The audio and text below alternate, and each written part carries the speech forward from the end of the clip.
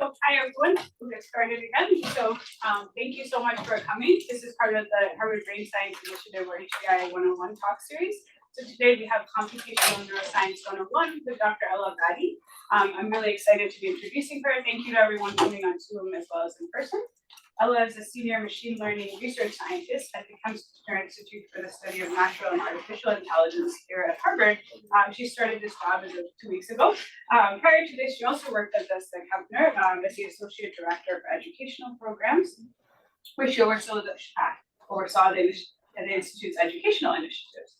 She got her PhD in neuroscience from Columbia University. Her research focused on developing machine learning approaches to improve encoding and decoding models for neural responses. She is originally from England, but grew up in France and Ohio, then did her undergraduate work at Brown University, double majored in physics and neuroscience, very impressive. After her PhD, she joined the Department of Neurobiology as a computational neuroscience curriculum developer, then the Associate Director for Computational Neuroscience Training. In that job, she developed and taught courses and workshops in Python programming, mathematical tools for neuroscience, and computational neuroscience. She has also served as executive director and curriculum chair for an educational nonprofit called Neuromatch Academy for several years and is now on the board. Neuromatch is a nonprofit organization that I think some of you might be familiar with, focusing on facilitating global collaboration and education in computational sciences. So we're really excited to have her here. In terms of this setup for questions, she's welcome any questions throughout the talk. So you can raise your hand on Zoom or in person, and we will have an extended Q&A. Thank you. Hey, thanks for such a nice introduction. So I'm going to talk about Computational Neuroscience 101. I'm going to fess up early that this is a huge field, so this is an incomplete and biased view, biased by my own interests and incomplete because I don't have 100 hours with you to talk about computational neuroscience. So increasingly in neuroscience, we can collect more and more sophisticated data. So instead of just recording from a single neuron, we can record from hundreds to thousands of neurons for longer periods of time, while animals are doing more and more complex behaviors. And so I think you can argue that years ago, the real bottleneck in understanding the brain was the ability to collect data. But now that we have more and more data, the bottleneck, especially in systems and circuit neuroscience, is starting to be understanding that data. What's next after you have the data? And it turns out the brain is really complex. And so we need complex ways to understand the brain. And so this is where computational neuroscience comes in. So we collect data from the brain or behavior, whatever we're studying. We then analyze that data to try and kind of get at what the data is telling us about the brain circuit or behavior. And then we hopefully learn something and we can build a theory or model of that brain circuit or behavior. And then in an ideal case, that theory or model generates testable hypotheses. So we go back, we collect new data, and we further refine that theory or model. So I'm going to, for the purpose of this talk, I should say computational neuroscience is a relatively new field, and it's fairly ill-defined. I've been part of a surprising number of discussions over what computational neuroscience even is. For the purposes of this talk, I'm going to refer to modeling, but I actually mean kind of everything computational. So computational data analysis and computational modeling and theory. I'm not going to distinguish those for this talk. I'm just going to lump them all together. All right, so in computational neuroscience, we model a lot of different phenomena, from how we process visual and auditory information, to how we move, to how we create and store memories, to how we learn, to how we make decisions, and more. And we study these phenomena at a lot of different scales. So cognitive, higher level scale, networks of neurons, individual neurons, and even within an individual neuron, synapses and molecules.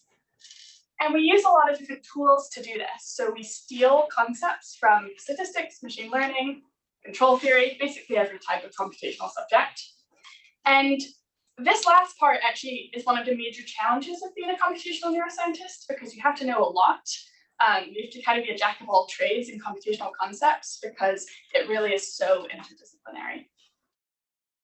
And this entire slide is why it's very difficult to give a talk called Computational Neuroscience 101, because computational neuroscience is just like a relatively new but massive at this point field. And it's not even really a field, it's really more of an approach that is infiltrating like every aspect of neuroscience. So I can't tell you everything.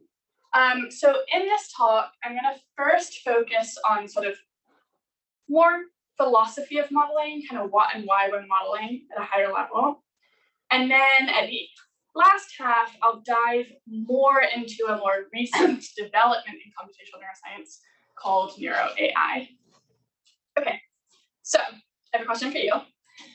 Okay, so let's say I can perfectly simulate every single aspect of a fly on my computer, like a fruit fly just off the left. So like every single aspect. I have all the neural activity, I have the synapses, I have the molecules, I have literally everything, the behavior. Is this a good model? So I want you to think for a second, and I want you to give me a thumbs up. I don't know how to have Zoom participate, just think. But in this room, give me a thumbs up if you think this is a good model. Thumbs down if you don't.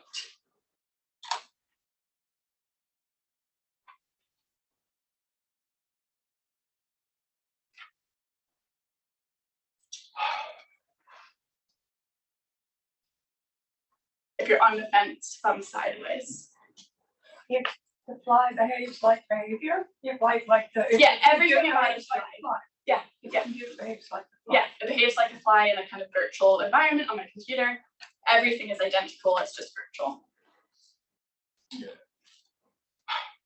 Okay, I see disagreement, which is what I expected, but most people are saying thumbs down. So yes, I think that we can argue about whether this is a good model. And spoiler alert, I'm kind of going to reverse my position later in this talk. But for now, I'm going to argue that this isn't necessarily a good model because it's too realistic and it's just mimicking what is happening. And fundamentally, models are abstractions of reality. I think this is a really key thing that we often forget. Models aren't supposed to be perfect. If they're too realistic and too perfect, they might not kind of summarize aspects of the phenomenon you're studying in a useful way. And if they're too simple and too abstract, then they might miss interesting aspects of this phenomenon. So you've sort of got to get a level of abstractness of a model sort of exactly right for the system you're studying. And so just to drive home that point, I really love this quote from 1945, which is the definition of a model. So models are partial, imperfect descriptions of the universe developed by science for our understanding of the universe, but is otherwise too complex to grasp by the limits of the human mind. And of course, neuroscience, we're meta, so we use models to develop our understanding of the human mind, which is otherwise too complex to grasp by the human mind.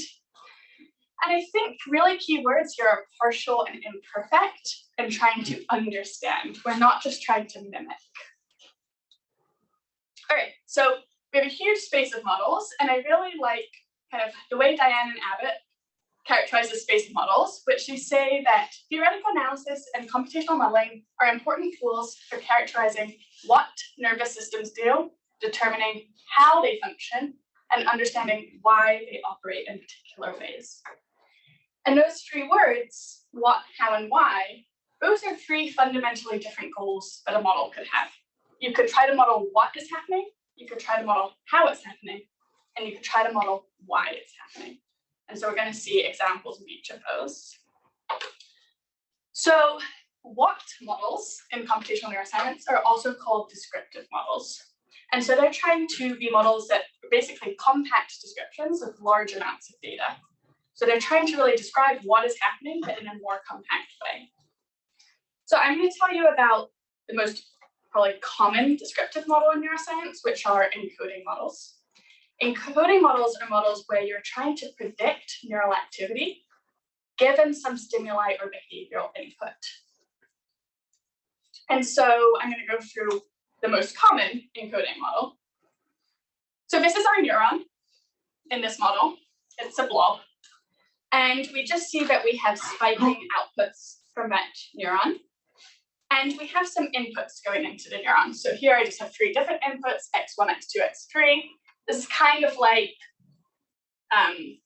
neurons synapsing onto the neuron we're studying. So this is an abstract model of a neuron, so we're going to get rid of a lot of details. We're going to get rid of dendrites entirely. We're not going to care about the morphology of any of that. And we're going to just treat this neuron as a single point with some inputs and the output being spikes. And so we can model the neural activity as a weighted sum of the inputs. So we've got weights for each input, and then we're doing a sum over the weight times the input. And this is kind of like how a neuron works. Again, it's an abstract model, it's not perfect, but neurons have other neuron synapses on them. Those synapses have some weight, there's some integration of those inputs. We can then put that single number through a nonlinearity.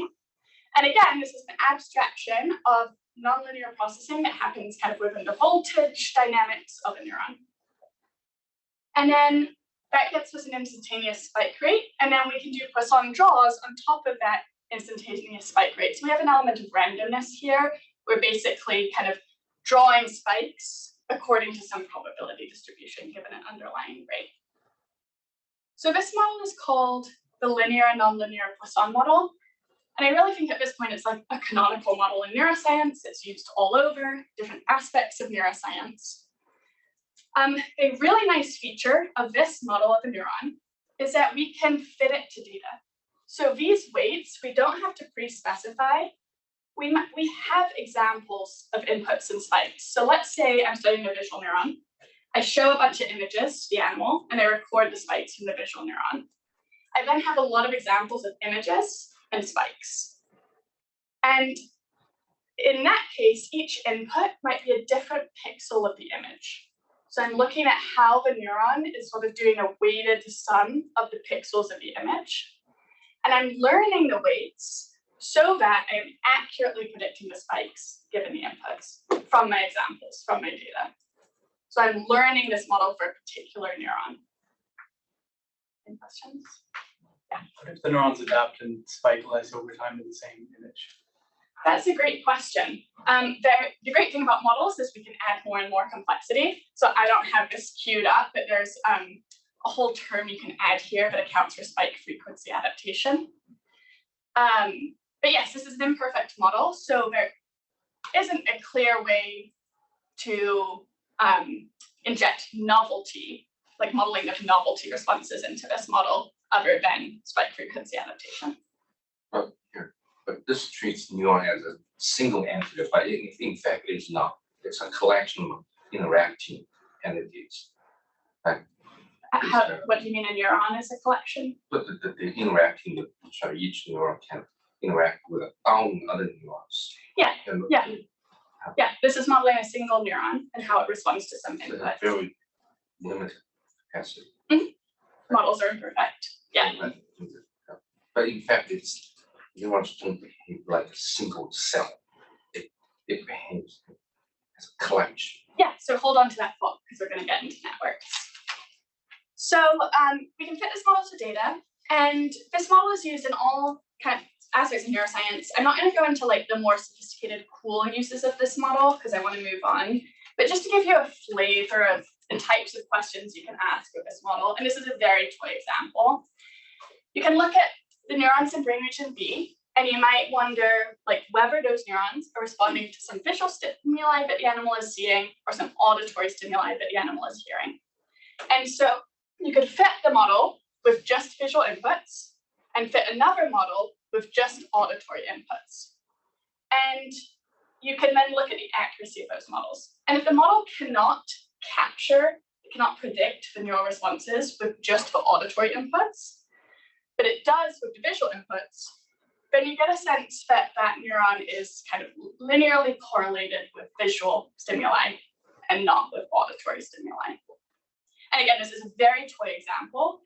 People do much more sophisticated analyses to answer much more interesting questions, but this is the flavor of what they're doing. They're comparing different models, either different architectures or different inputs, to figure out what's sort of affecting that neuron's response and what it might be correlated with.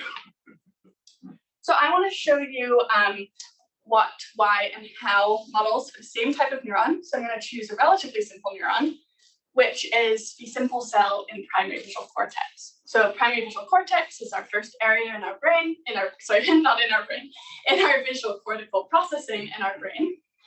And Hubel and Wiesel showed that that these neurons are selective to a certain orientation of bar. So if you record from that neuron and present like a white bar at a specific orientation, that neuron will fire a lot. But if you move that bar side to side or change the orientation, the neuron doesn't spike. So it's really like responding, and this we can actually kind of say causally at this point, it's responding to the bar at a specific orientation. So they actually discovered this by accident. They were showing a bunch of stimuli to a cat and recording from the visual neuron. And they had these huge like circles that they were showing to the cat, and the neuron wasn't responding to anything. And then this was when old school projectors were still around. So you had like physical kind of slides, and they were moving a slide off the projector, and the little edge of the physical slide went over the receptor field of the neuron and it spiked. And so basically they saw that it was spiking to really much thinner bars than they expected. And so that's really lucky for us that PowerPoint wasn't invented then, because they figured this out. Experiment. Can I ask if the cat turning its eyeballs from one way to the other, what's the still? No, it's focused on the image, and so the image is being shown to the cat with The focus. cat and not No. walking the eyeballs. No. Okay. Because we need to study, like, each visual neuron has a specific receptor field in space, so we need to be able to study the responses of that neuron knowing what is in the receptor field. So yeah, we're lucky that they discovered this, but we could have discovered this property in a slightly less accidental, slightly less biased way by using linear nonlinear models. So if you show a bunch of natural scene stimuli or a white noise movie, some people use Indiana Jones, to an animal and record from its visual neurons, then you can fit this linear nonlinear Poisson model. And those weights, those learned weights, are basically telling you, in this case, the receptive field of the neuron. It's telling you which parts of the visual stimuli, which parts of the images cause sort of high neural responses or low neural responses when that input is higher or lower. So this is like a visualization of those weights in image space. And this is not the best example actually, but basically you can see the property that they discovered of these cells. You can see that a dark bar like this on a white background is the optimal stimulus to activate this neuron. So you're uncovering that receptor field, that property, using this model. And so this model is a very simplistic, descriptive model of compacting all those neural responses to a stimuli. And I'll move on from this model for now, but I will say, like, it's primarily used in early sensory areas where the relationship between sensory input and neural activity is maybe a little bit closer to linear and closer to the simplistic model. But actually, it's also being used in areas like the hippocampus to study whether these neurons are correlated with or responding to like running speed of the animal versus head direction of the animal. So you can put any inputs into this model to see whether they're predictive of neural activity. It doesn't have to be like a visual input. All right, so we have our what model. We have a compact description of kind of this cell, but it doesn't really answer how this property of this orientation selectivity is emerging. So how models are mechanistic models. And often mechanistic models are looking at like neural circuits, how they kind of are actually wired together to perform functions. And so Hubel and Wiesel proposed the canonical mechanistic model of this type of cell in 1962. So they noted that in the brain region before V1, in something called LGN, those neurons had a different type of receptor field. Those neurons were responding just for like a little circle of light in the center of their receptor field, surrounded by darkness, or vice versa. And so Hubel and Wiesel put together this idea that, well, if you had specific LGN cells that specifically had their receptor fields sort of arranged in this pattern, like along a line, if those were the ones synapsing onto a simple cell, then you would get this orientation selective property. So if these are the LGN cells, if a bar was like this, it would activate all of them, it's in their centers. And so if those are all active and synapsing onto a simple cell, then the simple cell would be very active to that specific bar. So again, a very, very simplistic model, but it's getting at the question of how is this response happening in this neuron, rather than what it is or why it is. And then our final type of model are Y models, and these are often called normative models. And these are asking, why does the brain do what it does? Like we know that we have this response property, we have a basic neural circuit for how it might emerge, but we want to know why it emerges.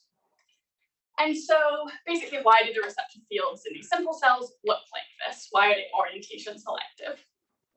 And so a theory or model here is the efficient coding hypothesis. And this is also sort of an older theory, but still hugely influential in computational neuroscience.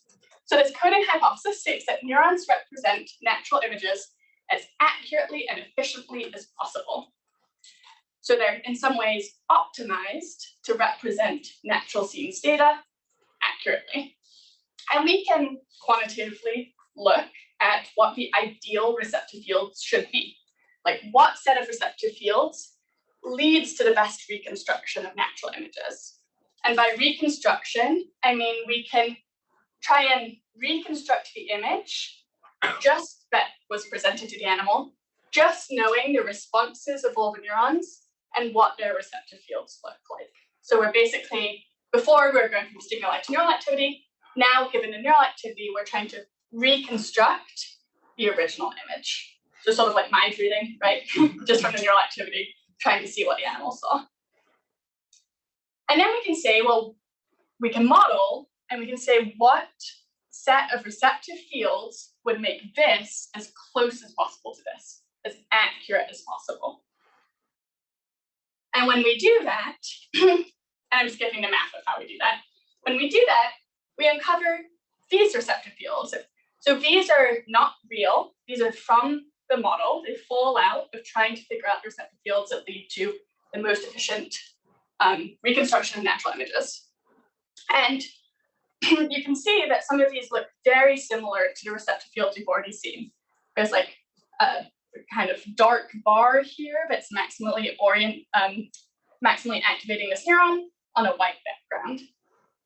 And kind of taken as a population, this actually really closely resembles the sort of diversity of receptor fields we see in simple cells in V1. And so we've got a model or a theory, which is that neurons represent natural images accurately and efficiently as possible. And that is why V1 cells have orientation selectivity. That is the type of property that leads to being optimal. And so these why questions are often asking, like, is the brain doing the optimal thing? You have to define what you mean by optimal and the task you think it's doing. But basically, we're trying to figure out, like, why did the brain develop this way? Like, if evolution was perfect and not messy, what might it have been optimizing for here? Right, so we see kind of even within a single neuron and a relatively early one in the brain, we can have lots of different models of it, and they ask and answer very different questions. And this is kind of often forgotten in neuroscience, that you really need to think about the goal of the model to evaluate the model. I say this from bitter experience with reviewers. I think there tends to be a knee-jerk reaction of, oh, that's not bioplausible. Oh, you don't have this. Oh, you don't have that in the model. But the whole point is that a model shouldn't be exactly mimicking the brain, that we're trying to extract a concise understanding, and that we might be asking different questions than what the reviewer thinks we're asking. And so you really need to like evaluate and think about models and model yourself, always adhering to why you're doing it. And I know that sounds basic, but like it's forgotten a lot. All right, any questions?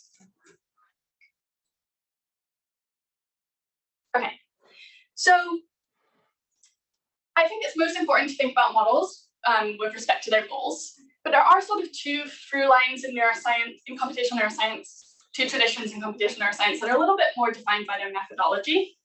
And so I do want to just briefly mention those. So computational neuroscience has sort of one line of work that's very sort of inspired by and related to and connected to information processing and machine learning. And so you've already seen sort of this linear, nonlinear neuron model where we're just assuming there's a single neuron with inputs and one output. But then we can stack those neurons together. We can say, well, what if neurons are receiving inputs from previous model neurons and sending outputs to more model neurons? And that actually turns out to be an artificial neural network, which is like the foundation of modern AI. So I'll come back to that. And the other through line in computational neuroscience is sort of a different approach, focusing more on neurophysiology and dynamical systems. So this approach sort of stems from probably the most famous model in neuroscience called the Hodgkin-Huxley model. And I apologize, I have a rule that I don't put equations up if I'm not going to explain them, but I couldn't think of how to draw a schematic of the Hodgkin-Huxley model. So this is the Hodgkin-Huxley model, but you don't need to understand the equations. So the Hodgkin-Huxley model is basically a dynamical system model of a neuron that's really trying to understand more bioplausibly than this, how sort of different ion channels and currents are actually leading to the voltage changing over time in such a way that it might generate an action potential suddenly. Like the actual shape of an action potential is described and modeled by this. And this is like an absolutely amazing model, but I don't have time to do justice. They were able to predict so many features of neural responses and even things like numbers of subunits and ion channels before knowing those things, like absolute success story of modeling in neuroscience. And we can also, kind of in a similar way, where we think we went from a single neuron to multiple neurons, we can think about sort of connecting these types of neurons together, and not quite Hodgkin-Huxley, but like a little bit simpler version of this, but still thinking about sort of more the like dynamics of voltage. And we can connect all those neurons together into a dynamical system, into a recurrent network. And that is a model that underlies like all our kind of models of memory. And so that's a really important tradition in computational neuroscience as well, that's coming from a little bit of a different place than this. And so they're sort of like simultaneously developed different models of neurons and different models of networks. So I did say that this was a biased view. So I'm mostly focusing on this. I've already told you a little about this and I'm about to talk about this. But I couldn't resist telling you about one of the coolest models very briefly. So I'm going to attempt to explain hot field models in like 1 minute, which is very challenging. So forgive me and I'll catch you up on the next slide if this doesn't make sense. But hot field models are so cool.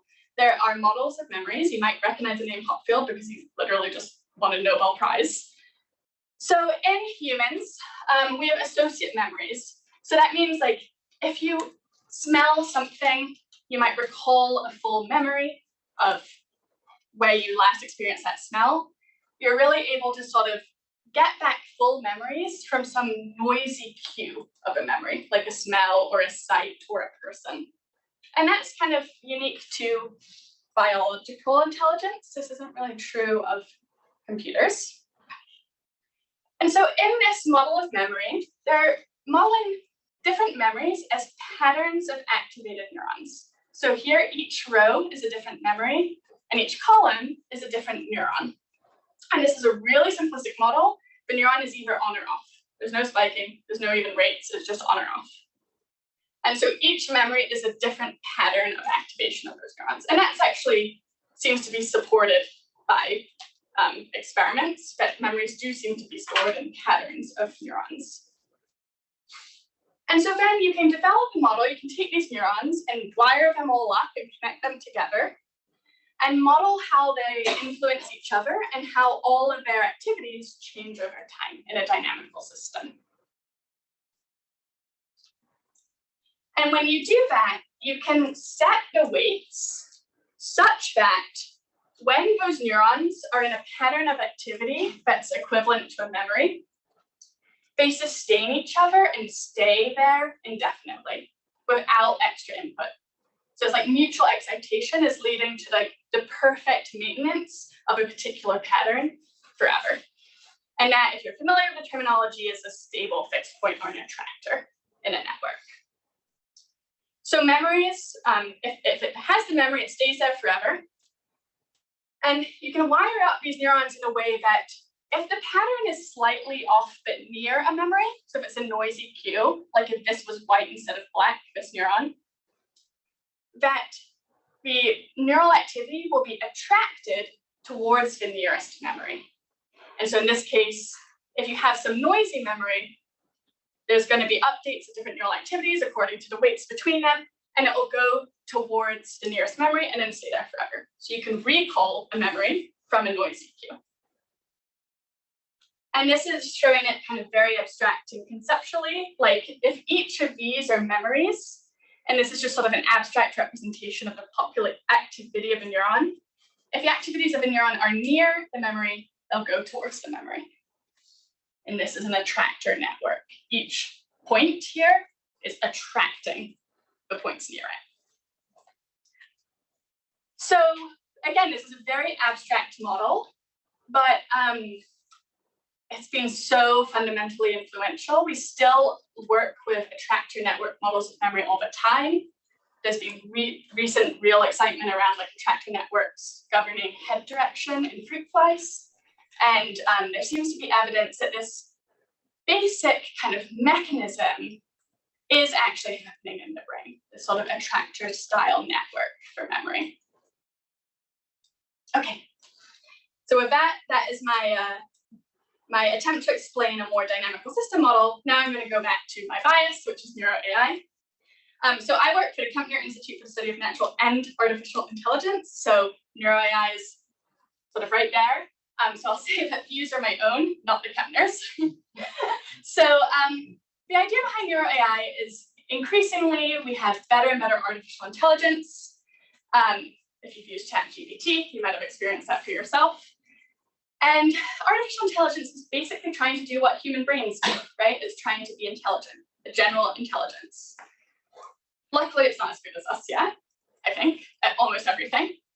But since it's trying to do what the brain does, maybe we can take ideas and concepts from the brain to build better AI, since we have, a really good example in front of us of what intelligence could be. And vice versa, maybe building better AI will lead us to better understand the brain.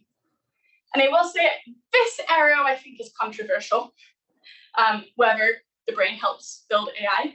This arrow, I think, is non-controversial. Like AI has definitely helped us in neuroscience. So I'm going to mostly talk about this arrow because we're talking about neuroscience here. This is what we care about. But I want to briefly address this with like one of the earliest examples of using the brain to build better AI. And I've already hinted at this, which is the very fundamental nature of AI is like inspired by the brain. So this is sort of the foundation of AI. I've already shown you this in a different figure. It's like linear, nonlinear units, getting inputs from previous layers, sending on their outputs to the next layer, and stacking these linear, nonlinear units. So each unit, all it's doing is taking a weighted sum of inputs, putting it for nonlinearity. That is all a deep neural network is. And if you like squint at this without your glasses on, it kind of looks like the brain in that these units are literally based on abstract models of neurons. And we have hierarchical layers, just like we sort of have hierarchical processing in the brain, different areas projecting along a path. And importantly, unlike previous work in AI, this model learns from data. All of these connections, all of these weights, we're learning from data rather than trying to handcraft what's happening there, which is what people used to do. Just like our brains learn from data. So there's some basic principles. No one's claiming that AI is exactly like the brain, but there are some basic inspirations from AI, from the brain into AI, to the foundation of AI. And even more than that, there's a special type of architecture in AI called a convolutional neural network, invented in part by Jan LeCun.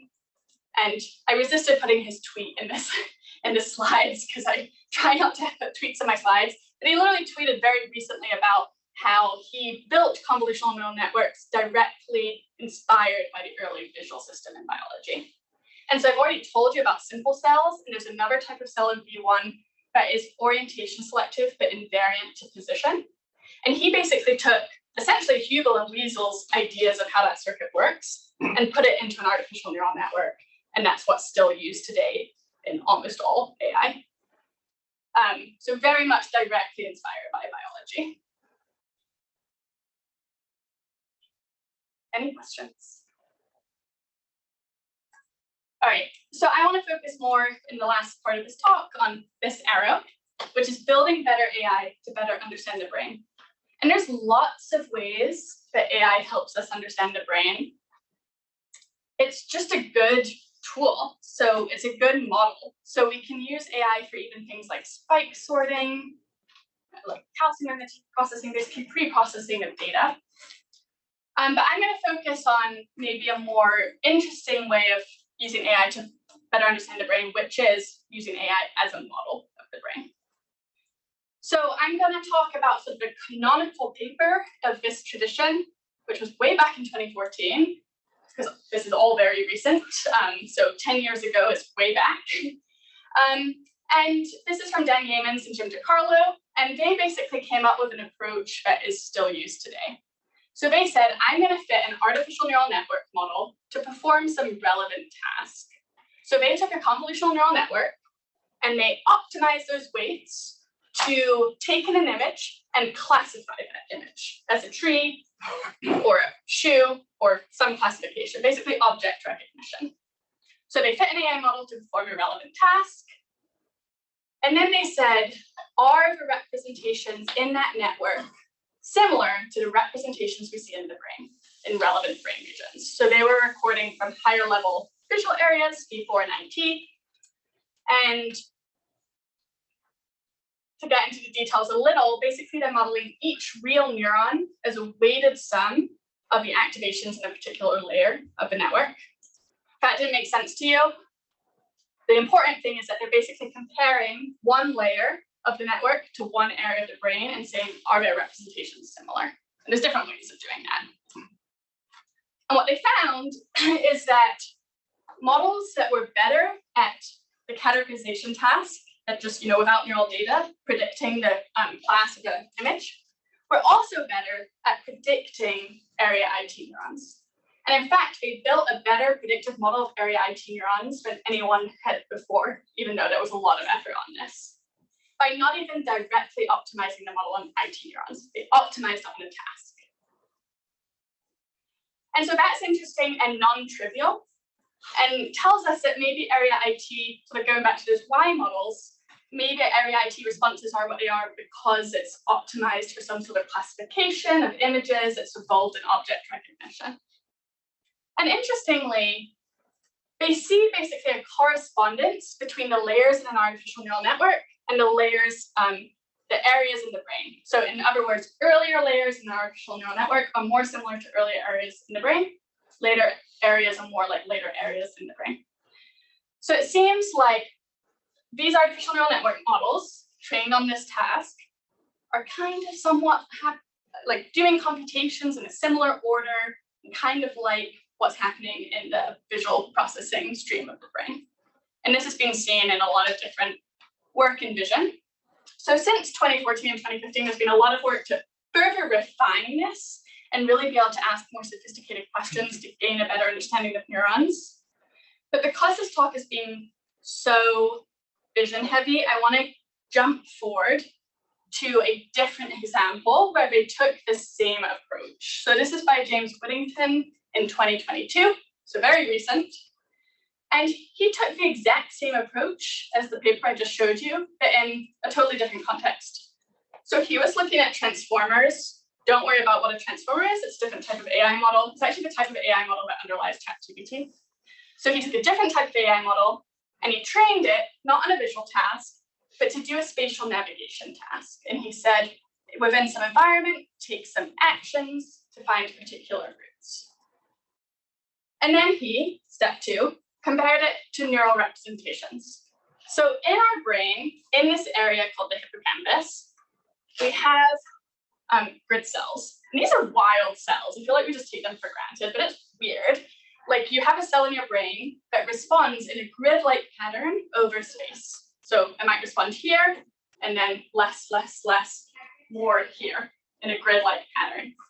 And these are not super obvious why we have them, or that they would be useful. But when you look at a transformer, and the units in a transformer, again, just trained on the spatial navigation task, nothing to do with the brain, they see similar cells in a transformer. They see grid cells emerged in the transformer. So again, it seems like maybe there's something fundamentally optimal about grid cells. And there's actually a lot of work done on this that I don't have time to go into. But this is just showing you kind of this approach in a different context. And this approach has really been taken in many different parts of the brain. So people have done this in language. They've looked at language models and compared them to language neurons in your brain. And it seems to be similar representations and styles of processing. People have done this in auditory areas, and probably more So than in that. this example, did they see the hexagon arrangement of the cells? I don't remember in this paper. Well, yeah, I mean, I think that is hexagon. Yeah. I don't remember specifically in this paper. There's a flurry of papers that are similar to this, and definitely in some of them they saw specifically hexagons. Yeah.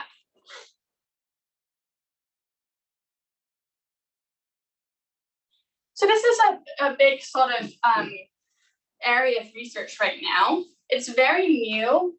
I mean, relatively speaking, 10 years old, and there's still a lot of work to be done. Of like, yeah, this is interesting, but like, what more can this tell us, right? Like, what do we actually understand? Like, what takeaways are we really specifically getting about a brain region or neurons from an AI model being like the brain? And I think there's more work to do there.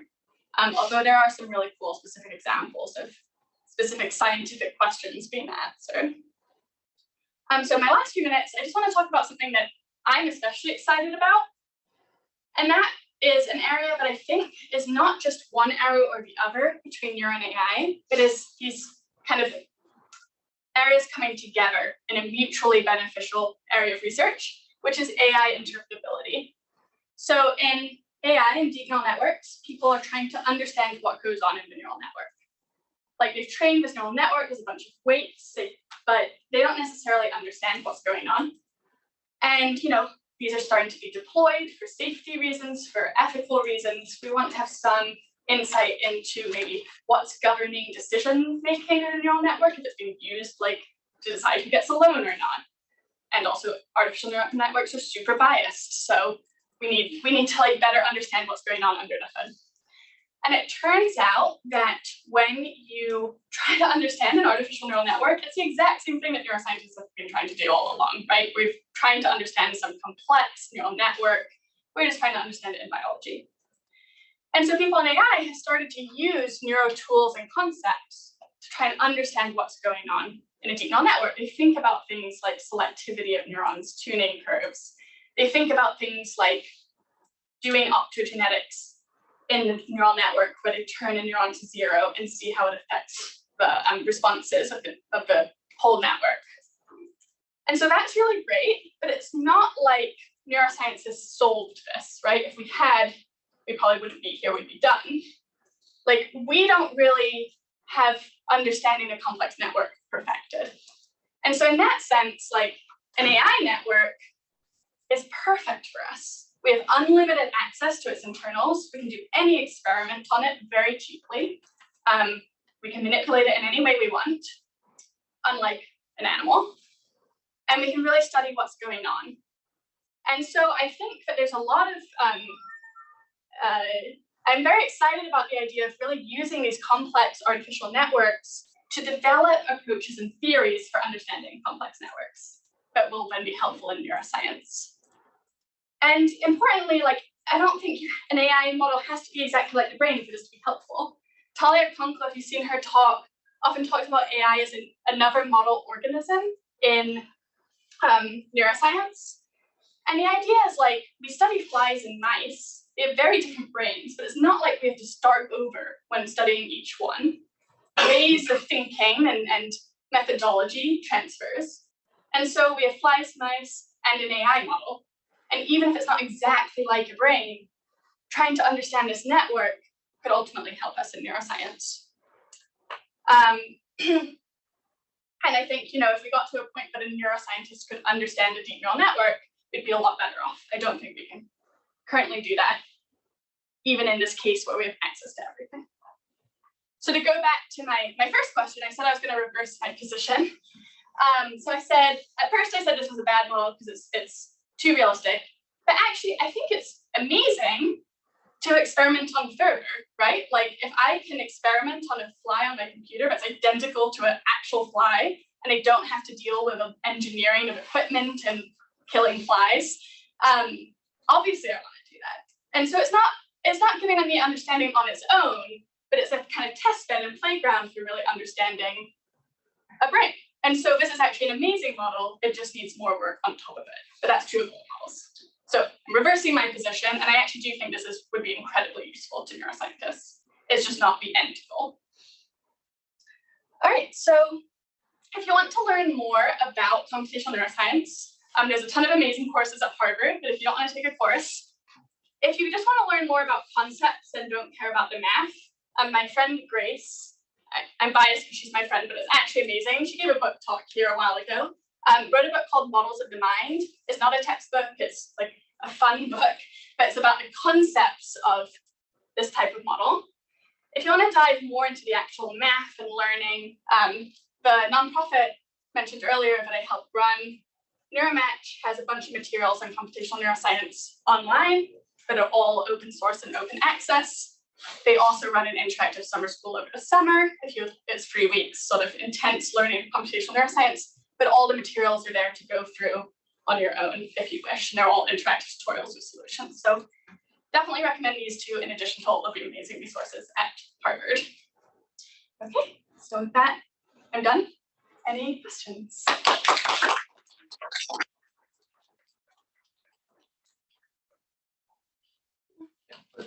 The last slide you showed that is this a good model? This is analogous to the cliche description of physics. Now, if you know every particle's orientation and so on, you can predict the whole universe. That's one, because it gets into quantum field. So likewise, it's similar to that. If you know every neuron firing and so much properties, you are not going to learn how to become precise. Very similar to quantum field compared to. Well, I think there isn't necessarily in a brain any element of randomness. Like I think it would be possible, not actually possible, but theoretically possible to perfectly model the brain and know any outcome exactly. There's not the element of randomness with quantum physics. There's no element of randomness in quantum probability. Probabilistic. No, but like the brain is a biological substrate. Where would the randomness come in? Like if you could this is like a very philosophical question because we're not going to ever be able to model to this level of specificity, but you could know every single thing about the brain and there would be no surprises. There would be no randomness. Do you think the brain is a Newtonian object? Yeah. Okay. Yeah. How close can you get to simulating everything but the fly? All the external inputs you might find outside of the lab. How many inputs do you actually put in there? Yeah, that's a great question. I think we're not very close at all. So you're asking about like modeling the virtual environment of an animal. Right. Perfectly. I actually think that's a really interesting area of study that's not being really focused on or worked on that much. So Bence here has done some work with this virtual rodent. I don't know if you're familiar. He has a model of a virtual rodent that navigates around the virtual environment, and he's using physics simulators for that environment. That's the most I've seen in terms of really trying to get a realistic physical environment for a virtual model. I would say it's an underexplored area. Yeah. Very interesting. I think like where at the end where you reverse your position about the model fly, and using that as a model organism to learn about flies is interesting. But I have a question about that because even if it behaves and like appears to us in all the metrics that we can come up with, it's still a finite list of metrics. And like you could build a model that satisfies all those metrics and in those ways behaves just like an actual fly, but there's still like infinitely many models that can do that. So like how would you know if the one that you are perturbing is actually like the same as the... Yeah, that's a great question. It's a challenge. We can't just model, we have to think about like falsifiable models. And that's something I didn't really have time to get into, but it is important. Yeah, like multiple different models might explain a phenomenon. And so you need to be able to, if think about different possible models potentially, and then think about experiments that would distinguish between those models. And that's where at the very start I talked about that loop. Like once you have the model, you're not done.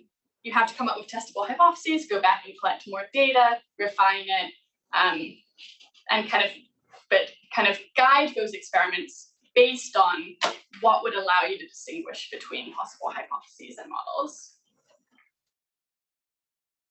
Right. I think we recently mapped the fruit fly's brain recently. I'm not sure. Yeah. So an interesting application that I thought of was maybe we could use AI in the same way as we used AlphaGo, where the AI model played games by itself and figured out the game and figured out how to play better than humans can play the game. So in a similar manner, maybe we can map the brain or map a fly's brain, and give it to AI so that it can figure out something that we probably cannot figure out ourselves. Yeah, for sure. You could, I think that's an excellent approach along the lines of what people are doing, which is like, so when we say we map the fly brain, recently we came up with like a whole connectome. Well, every neuron in the fly is connected to every other neuron. Every neuron is not connected to every other neuron, but we know all of the connections. We know the cell types. A fly brain is very specified. We still don't understand the fly brain because we don't really know what's happening in each neuron. So it's actually kind of a little bit like this question. But yes, you could then come up with a really realistic, you two could work together. You could come up with a really realistic environment with really realistic tasks, model the whole behavior of a fly, have some learning rule, let it go and see what happens. I don't think we're there yet. Like we don't really have great models of learning, like plasticity. We don't really know exactly what the fly is optimizing for. If flies can really even be said to optimize for anything. So I think there would still be a ton of work. But that is an approach that you could strive for. Yeah.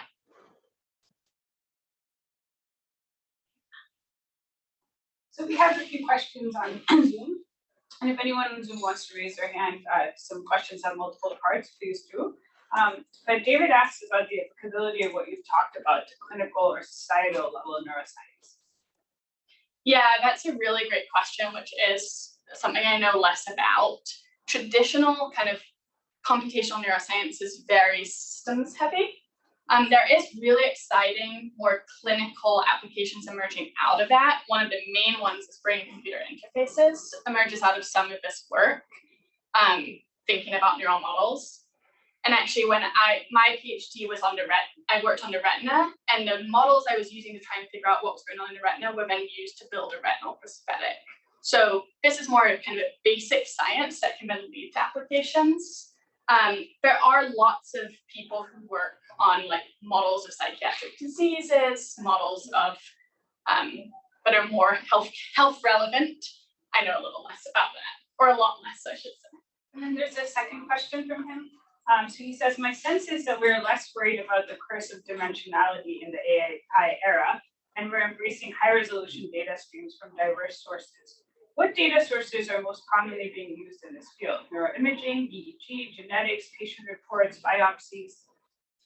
Yeah, so I think if the field is kind of neuro AI, like I said, it's still very heavily systems biased. So a lot of the kind of work we're seeing in both of these directions is more circuit level. So the types of data that people are using are more like calcium imaging, spike EFIS recordings, behavior of mice, and a lot in kind of fMRI humans to get more higher level intelligence.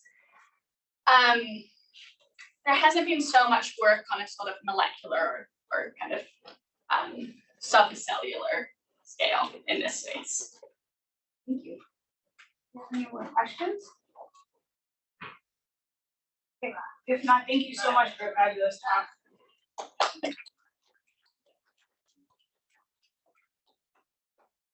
And anyone who has signed up for the lunch, please join us here. And if you have not signed up but are interested, still feel free to come and